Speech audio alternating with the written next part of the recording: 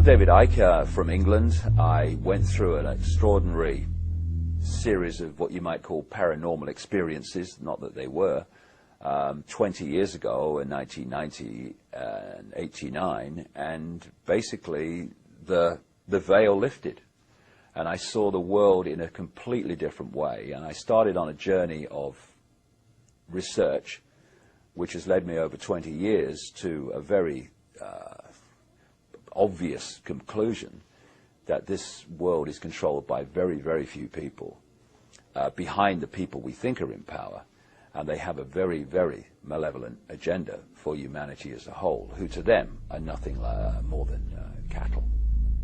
It doesn't take many brain cells on active duty to realise that we are at a fork in the road. We can no longer stand there staring at the map thinking, which way do I go? Because we're facing, in the next few years, enormous challenges which we can cope with and will come through, and this control system's coming down, but ain't coming down tomorrow. When I started talking about this information 20 years ago, you could hardly get anyone to look at it. And in terms of public events, I couldn't fill a phone booth.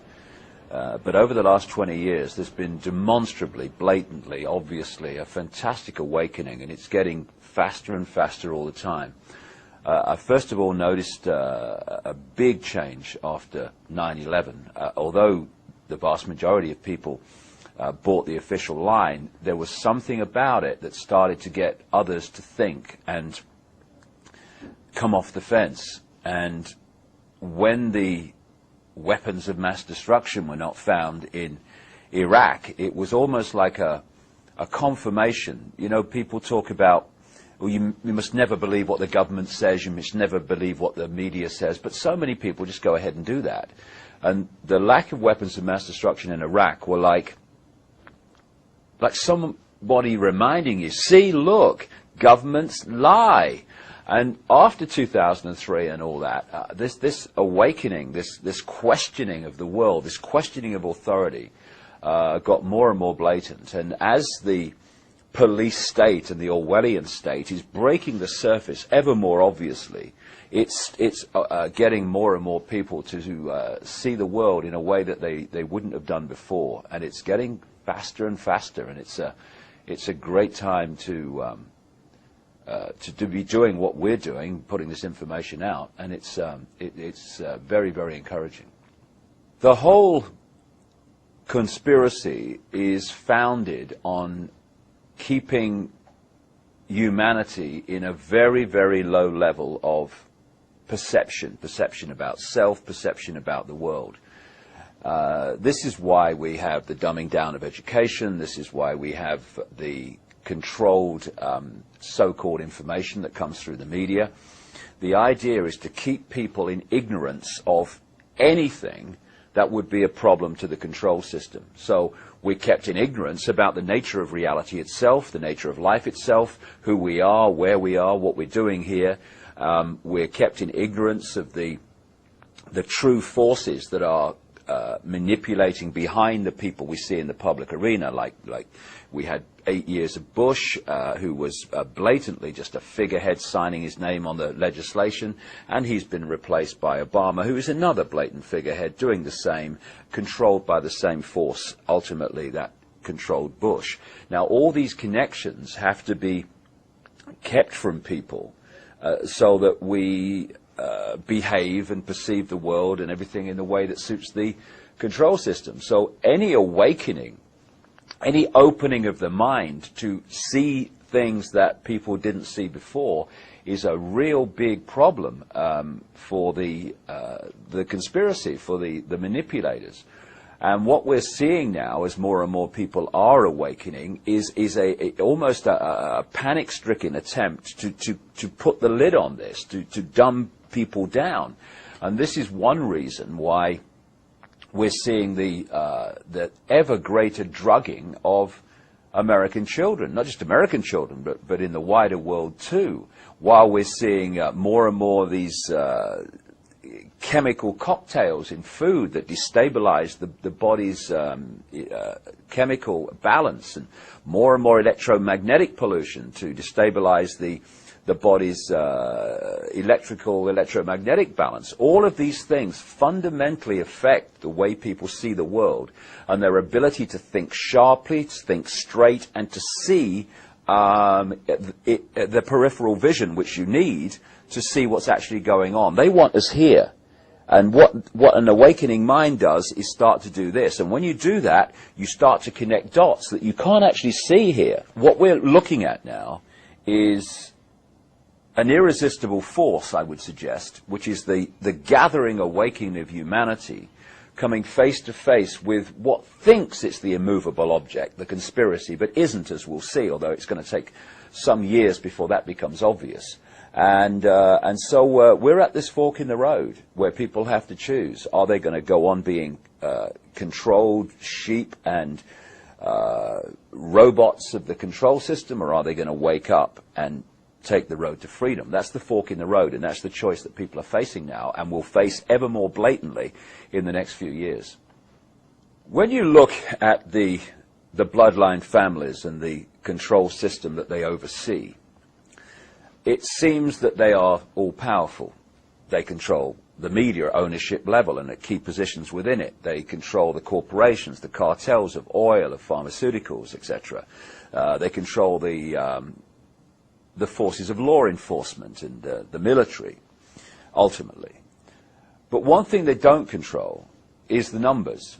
This is what humanity has. It has vast numbers of people, enormous numbers of people, compared with those at the core of the control system that actually know exactly what they're doing and what the agenda is. They are tiny in number compared with what is now supposed to be 7 billion people on the planet. So one of the agendas to bring this under greater control for them is to massively cull the population. They want to reduce the numbers. Now, if you want to remove lots of people, you can do it by injecting stuff into people's arms and they just keel over dead. But if you do that, and of course there is some of that goes on, but if you do that, are the other people lined up are going to say, excuse me, I ain't having whatever they've had. So you do it in a more subtle way, and you target the defense mechanism that everyone has called the immune system. For instance, people don't die of AIDS. They die of AIDS-related disease, which are diseases that the immune system, before it becomes shot, would have defended the body from. So all the time now we're having the immune system targeted, not least among children and young people, by vaccinations, by food additives and drink additives, etc. And if we just think about this, I mean, it's so blatant. If people just take a deep breath and take a step back and look at it with a bit of peripheral vision, we have a situation now, not just in America, but in Britain and the wider world, where between birth and about 2 years of age, we're having children be given 25 and rising different vaccinations and combinations of them, poured in all these chemical cocktails that destabilize the body, but more important than that, they have to be dealt with by a still developing immune system. So the immune system's still developing, it's still coming up to optimum efficiency, and suddenly this tidal wave of chemical concoctions is thrown at it and has to deal with it. As it's dealing with one, suddenly another one comes. 25 vaccinations over the first 2 years of life. It is, by any level of common sense, it's ludicrous, and it's meant to be ludicrous because it's targeting the immune systems of young children, which, because it's done at a developing time in the immune system, rewires it, destabilizes it, imbalances it for the rest of their lives. Those kids' immune system will never be as efficient as it would have been otherwise. My son, he's now 16, he's never had a vaccination. He's 6'5", incredibly healthy, never had a childhood disease. And his mates at school had childhood diseases. They had the whole blooming lot. And it has been planned for a very, very long time. You can pick up the confirmation of this in different points through history. To have a situation where you manipulate a mass global vaccination program to target the population at one time. We're seeing this now with the swine flu. I was told in 1997 by a CIA scientist who asked to meet me to get lots of information out that he couldn't, that in 1997 in the secret projects and the underground bases, they had microchips that were so small they could be inserted into people through a hypodermic needle in vaccination programs, and that was the plan. All these years later, of course, we now have a name for this technology. We call it nanotechnology. And he was saying that the plan was to use vaccination programs to insert these microchips.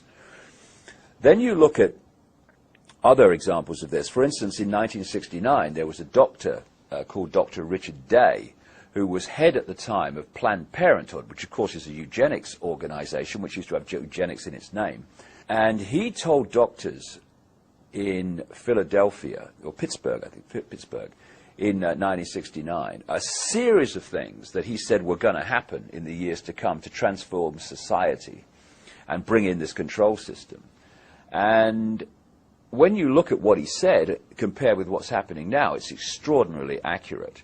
And some of the areas he covered were that they were going to create new viruses in laboratories that were resistant to drugs, that they were going to use that to cull the population, that they were going to use vaccinations to cull the population, and also that they were going to change the way that healthcare treated old people so that more and more old people died and didn't go long into life, because from their extraordinarily sick perspective, old people are useless to them. And what we're looking at now very clearly is this attempt to play that card of mass global immunization with a excuse of this manufactured virus to get access to the bodies, the body computer systems, as I would say, of almost everyone on the planet. And they're not doing that because they want to protect people from anything. Crikey, the force that's saying be vaccinated is the force that created the virus which they're saying be vaccinated against. They're doing this to get access to the global population for very, very malevolent reasons. And what people need to realize is that these families do not come from the same perspective of life and respect that we do. They see humans like cattle, nothing more than cattle, and most humans see cattle. They therefore have no empathy with the consequences for the human population of their actions. So if people say, they'd never do that, mate, no, you'd never do that. They do it all the time. There are two classic techniques of mass mind manipulation and emotional manipulation. One of them I call problem, reaction, solution. The other one I call the totalitarian tiptoe. Problem, reaction, solution is devastating. It's been used for as long as you can chart back human history. And it goes like this. You want to change society or get people to accept something that in the normal course of events they wouldn't accept. So you don't say openly, this is what we're going to do and this is why we're going to do it. You play this technique, PRS, problem, reaction, solution. Stage one, you create a problem. It could be a manufactured virus in a laboratory. It could be an economic collapse. It could be a war. It could be a terrorist attack like 9/11. You then, through a pathetic, unquestioning media, which at ownership level and lower levels too you control, you get them through the media, you tell the people the version of that problem that you want them to believe, i.e. swine flu broke out on a pig farm in Mexico. Yeah, flying pig farm. Thank you very much. That 9/11 was orchestrated by a guy with a beard in a cave in Afghanistan and all that stuff. You want a reaction at stage 2 from the public of outrage, of classically fear, and you want them to either say to the authorities, do something, or you want them to accept what the authorities suggest must be done. So you can go to stage 3, which is to offer the solutions to the problems you have covertly created. And with the swine flu, and whenever I say swine flu, I mean swine flu in quote marks, because it's not swine flu, it's a combination of flus created in a laboratory. The swine flu scam is classic problem reaction solution. You create the virus, you put it out there, you say, oh, there's a problem, we must have a solution, which is the vaccine. And of course, you then find that the patents for the vaccine were applied for before the virus was put out, and people started to get the consequences of it. It's quite obviously a blatant scam, and through the mainstream media that doesn't connect these dots, which are there to be connected to anyone with a brain cell on active duty, the vast majority of the public go along with it. But what's really encouraging at this point where I speak is the number of people who are saying no to this, and their backbones need to stay stiff when the pressure comes on more and more to accept it, to say no and keep saying no, because this vaccination program is a key fundamental brick, plank, whatever you want to call it, within this whole agenda. And if we can throw a spanner in the works of this and have vast numbers of people refuse the vaccine, it actually throws a spanner in the works of so much more that is due to come along afterwards. People have asked me over the years, what's planned? And I've said, read 2 books, George Orwell's 1984 and Aldous Huxley's Brave New World. The latter was published in 1932, Orwell's book was in 1948. Because these two had access to the agenda through something called the Fabian Society, they weren't writing from imagination. They had an understanding of where this was supposed to go.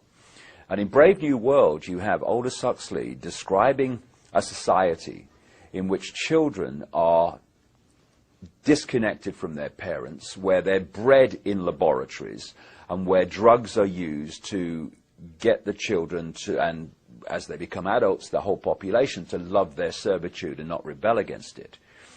And we are now seeing quite blatantly the movement to remove children from their parents. It's been done through what I call the totalitarian tiptoe, step by step by step by step, where more and more parental rights are taken by the state, more and more and more, and where the school becomes ever more powerful in the control it has over the children. And now we're moving into areas that we have, staggeringly extreme as they may seem, they're no longer rare. This is commonplace. Where in Britain, and I know from the research I've done for the book I'm writing at the moment, it's happening in America and elsewhere, where the authorities are taking children away from their families for the most extraordinary reasons. I'll give you an example, and like I say, this is not rare. We had a case in Britain recently where these parents spent £38,000 on fertility treatment to have a child. When the child was born, soon after the child came home from the hospital, a social worker came round, and the mother just joked that giving birth had ruined her figure. On the basis of that, the child was taken away. And we're seeing extraordinary examples of the so-called justification for taking children and the state taking control of them. And what then happens, and happens in this case, is the social services say to them, okay, we're taking your child away, we're going to give it to foster parents of our choice. Now, you have a choice. You can either accept this, in which case you might see your children on, access time here and there, or you can challenge this decision, in which case you'll never see your children again. And the decisions are then made in secret family courts, which are not allowed to be reported by the media, where a single judge is making the decisions. And, if you describe this society to people a few years ago, you'd say, you've got to be talking about China, mate, ain't you? No, this is America, this is Britain, this is Europe, this is the so-called civilized world that it's happening in. And it's not the end of it, it's just the latest step in the tiptoe towards total state control of children. And that's what they want. And we either put a line in the sand now or regret it not too far in the future. What's being targeted is anything that holds people together. So the family unit is something that keeps people together. I'm not religious. I'm not into religion at all. But also religious structures are being targeted because they hold people together. What they want to do is break down all units that are in any way keeping people in some kind of organization, in some kind of mutual support system, because they want the state to be the total arbiter and dictator of human life, and therefore any structure that is a problem to that, they want to bring down. You see, if you have a family unit, then within that unit there can be diversity of the way children and the family see the world. This family unit, if they're together, there can be diversity in the way they see the world. And all these different diverse units of family create exactly that, diversity. What any dictatorship wants, no matter what it is uniformity. It doesn't want diversity of view, diversity of the way people see the world and see each other and all the rest of it. They want uniformity. You look at the Soviet Union. What was it? It was a centralized dictatorship that took away all diversity. You look at any fascist dictatorship, centralized control, take away diversity.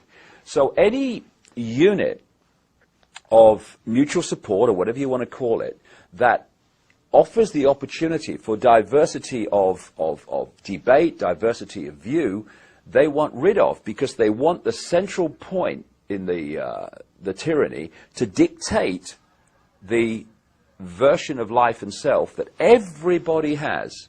It's always the case that tyrannies want uniformity. Look around the world. All diversity is being removed. And even the built environment. You go around the world now, you will go into these cities in previously diverse cultures, and if you didn't know, you could look out the hotel window and you wouldn't be able to tell where you are. This is the reason. Tyrannies want uniformity, and diversity, therefore, is under target and being targeted wherever you look. Eugenics has been with us for a very, very long time. At first, it was open. Of course, you had eugenics courts in America, etc., that were dictating that certain children or families, certain, according to the authorities, IQs, etc., disablement, they were to be stopped from having children. And then, of course, Britain, as usual, was massively involved in this. And the Rockefeller families, the Harrimans, the Rothschilds, all these people were involved in this. And then along came Adolf Hitler and the Nazis, which gave a very bad name to the term eugenics. So what did they do after that? They just changed the names from eugenics and hid behind front names like Planned Parenthood, etc. And they've gone on running this eugenics program ever since. And, you know, some very, very famous people through the years, including people involved in the Fabian Society, including Julian Huxley, who was the head of the British Eugenics Society. He was the brother of Aldous Huxley, who wrote Brave New World, very accurate book because he knew what the agenda was. And behind the facade of these families and these frontmen, they want to cull the population. Not only that, they want to manipulate the breeding of the population to remove what they perceive as the lower stock. And they did it before openly, tried to, and now they're doing it covertly. And their big kind of final card, if you like, is for a massive cull of the population, which will remove vast numbers of people on this planet. And that's where they're leading. And you know, through their access to mass vaccination programs, they're hoping to bring that about. I've not come over to tell people what to believe. This world is drowning in people telling others what they should think, what they should believe, what they should and shouldn't do. What I'm presenting today is information. I realized a long time ago that this family bloodline interbreeding control system of these elite families was not just a human thing. It went beyond that into entities that are anything but human. And it was only with the passage of the years and more research when I started to realize the nature of this reality that we're experiencing that made sense in how this structure is playing out. What the system has done is to keep from us the nature of the reality we're experiencing and the nature of who we are in life itself. And in doing so, it has kept us completely in the dark about what's actually happening around us. The knowledge that's passed across the top levels of the secret society network through these bloodline families, the most important part of that knowledge is the knowledge of reality itself. For instance, we think as we look around here that we're seeing everything that exists within this room. But in fact, we're only seeing a frequency range, a very tiny one, called visible light. Anything outside of that, we can't decode, therefore we can't see. But just like radio stations share the same space without interfering with each other, so other worlds, other dimensions, other realms of reality, if you like, share the same space without interfering with each other. However, just as with radio, if you've got two stations that are very close on the dial, then one will be the dominant one, but another one, you'll get what we call interference from it. It's the same with these various realities that share the same space. It's what mainstream science calls parallel universes. Just outside of the frequency range of visible light, there are entities that are anything but human who have been manipulating this reality, this world, for eons. And because they are working on, operating on a frequency that's different to ours, they have to manipulate our world through conduits. I mean, interfaces. For instance, when you see scientists in a laboratory, they want to work with material that's very dangerous. So the material will be in a big glass tank, and they will be outside the tank, and they'll put on those gloves, and they can work from outside the tank into the tank and do what they have to do. It's very, very similar in theme to what these Illuminati bloodlines have been bred for. They are bred to be the vehicles within visible light, this world that we experience, of these entities. And if you go back and you look at religious beliefs, etc., of the ancients and the accounts of the ancients, these entities, which go under different names, some people call them the serpent race, some people call them demonic. In the Islamic culture, they call them jinns. All different names, but the same entities. The bloodlines are interbreeding incessantly and have been right back to ancient Babylon and Sumer and Egypt, etc. and beyond. Because they are holding a certain genetic code which allows the possession, another ancient common theme from as far back as you can track right to today, a genetic code which allows these entities to possess these particular bloodline families within the reality that we experience, and these families are therefore simply vehicles of these demonic entities. You research any of these families, be it the Rothschilds, the Rockefellers, Greenspan, Alan Greenspan, any of these people, you will go eventually into black magic, blood-drinking human sacrifice rituals where they make sacrifices to the gods. And these gods are these entities which feed off human energy and feed off human blood too. So people accept, yes, long ago people used to use human sacrifice to the gods, yes, and all the rest of it. And they think, oh no, we're kind of civilized now. Well, some of us are, but these bloodlines are not, and they're just continuing to do today covertly what they were openly doing in the past. And they are interacting with these entities all the time in their rituals. That's why they do all these rituals. That's why they drink the blood. And ultimately, they are possessed by these entities. And this brings about a simple situation.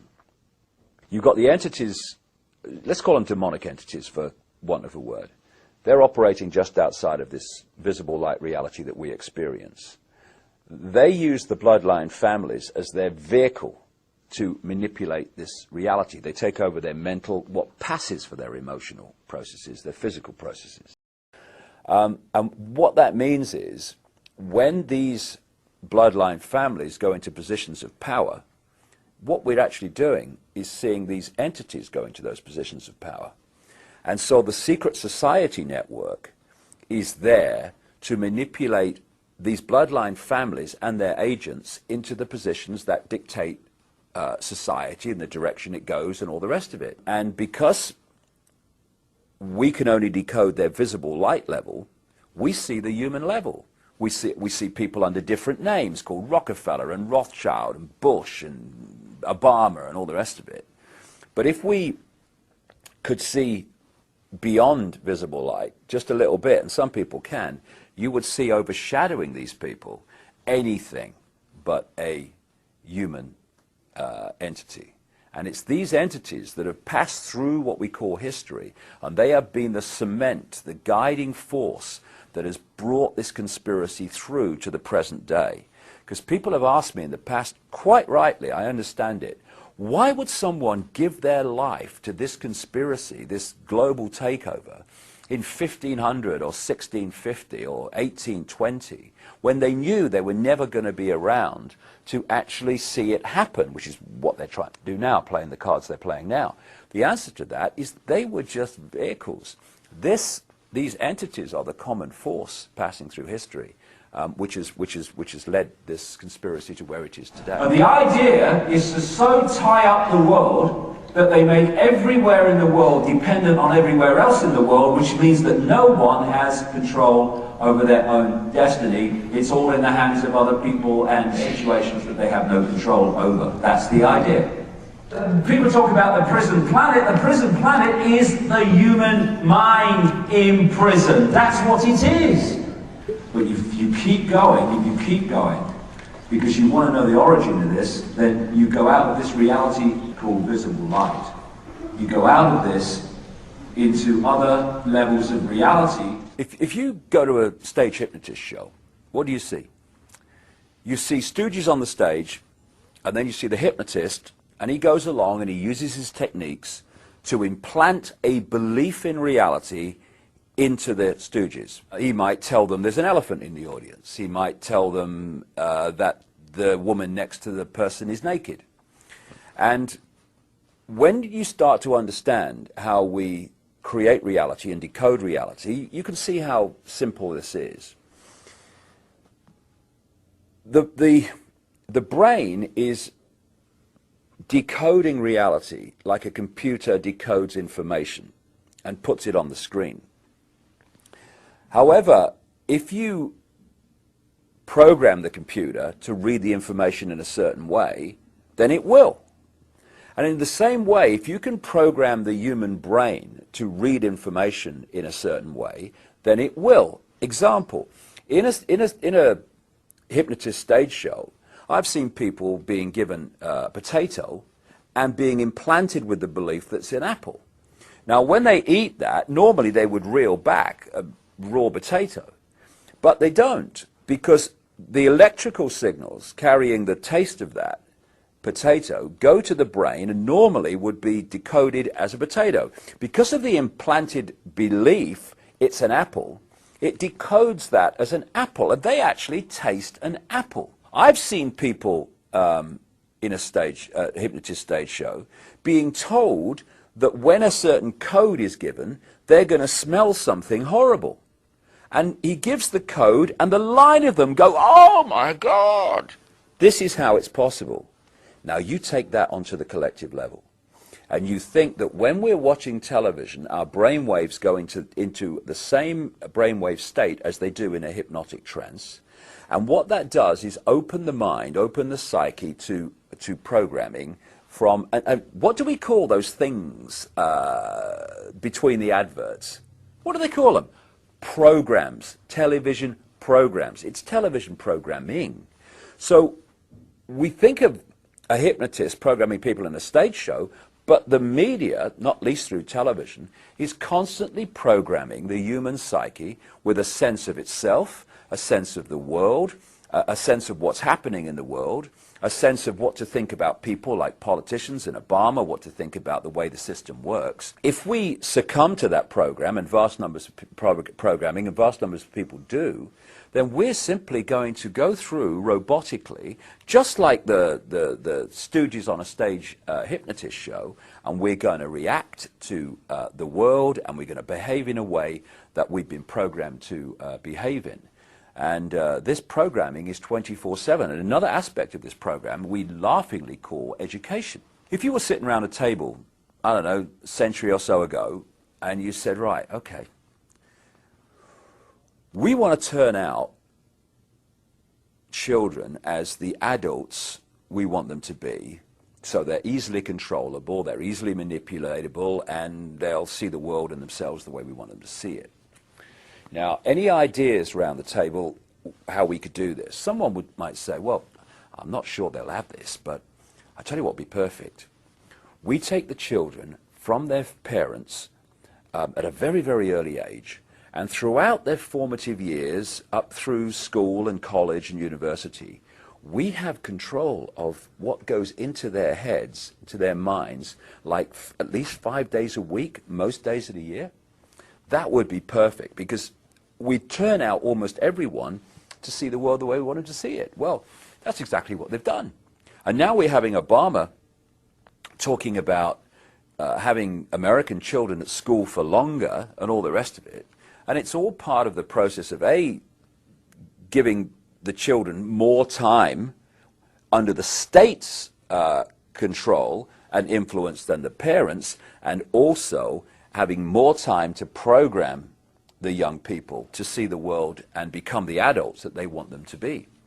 There's one area that's very important to understand in how people apparently come out of nowhere to positions of power and influence. Like they say, or lots of people believe, that Obama came out of nowhere. He was prepared for a very long time to do what he's doing now. These people do not do ad lib. They don't do make it up as you go along. It's all projected a long way forward. And it's also extraordinary the number of people, even in the apparently lower positions of power and influence within the church, within entertainment, etc., who turn up as expressions of this bloodline elite. And I've understood this over the years, having met people who've been on the inside. I'll give you one example. I communicated with a guy who lives in America now, living under another name, but he was an unofficial Rothschild. His father was the guy who started the Rothschild wine estates in France. And he told me how the Rothschilds and these bloodline families not only interbreed with many different women to produce the bloodline, but they actually have sperm banks, because the sperm bank holds the genetic code that they operate on. And part of that genetic code is it's had deleted from it any feeling of empathy. Very, very important point.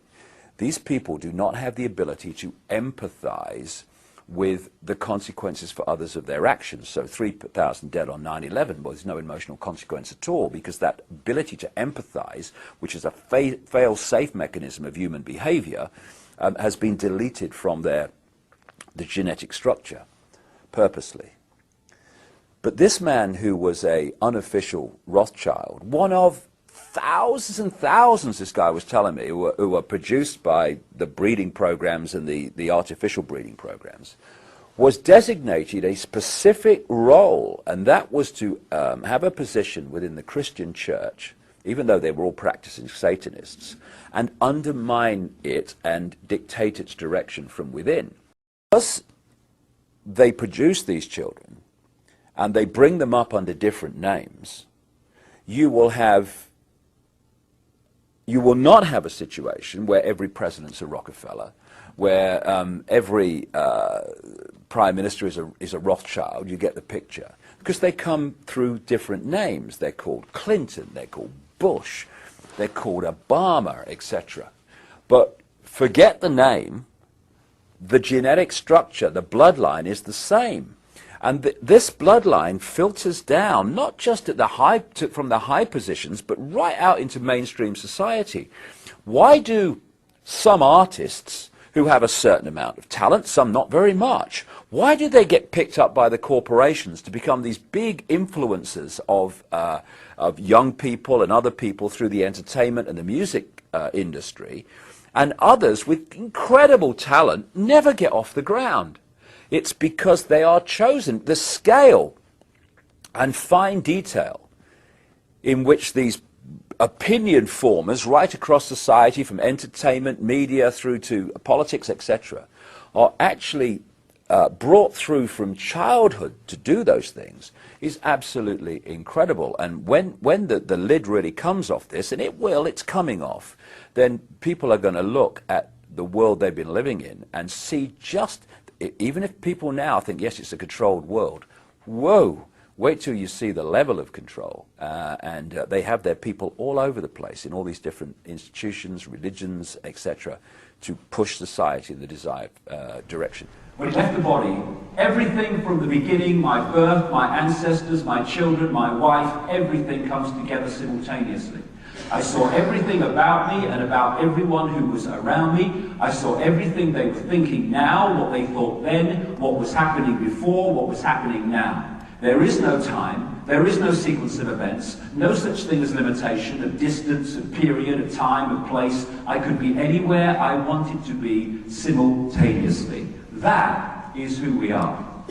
And that is what they want to keep from us, so that we will serve the control system, because they got no chance when we realize that's who we are. You know, people talk about the human mind as if it's like the arbiter of human awareness and perception. It isn't. This is why it's so important to get across, and for people to realize what the nature of this reality is that we're experiencing.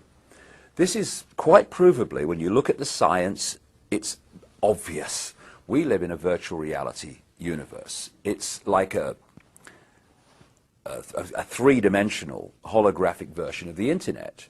If you go on the internet in Australia or South Africa or South America or Los Angeles, you're all accessing the same collective reality through the computer.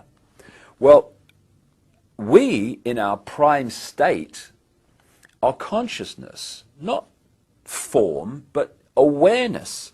And this awareness experiences this tiny frequency range we call this world, just a tiny frequency range called visible light, through a interface called body-mind.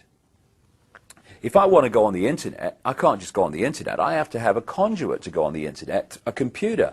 And even then, I don't go on the internet. The computer does. I observe the internet through the computer. This is what consciousness, awareness, the real eternal self that these religious teachings talk about, etc., and non-religious teachings too, talk about. This eternal self. Some people call it soul, whatever you want to call it. And if you hold that awareness to that higher level of self, you're in this world, if you like, physically and experiencing it, but your point of observation is outside of this manipulated reality.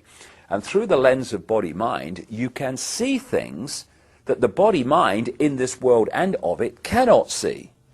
And the more the system, when you study it, from cradle to grave, be it education, media, all these things, they're all, even religion to a large extent, is designed to pull our focus of attention into body-mind.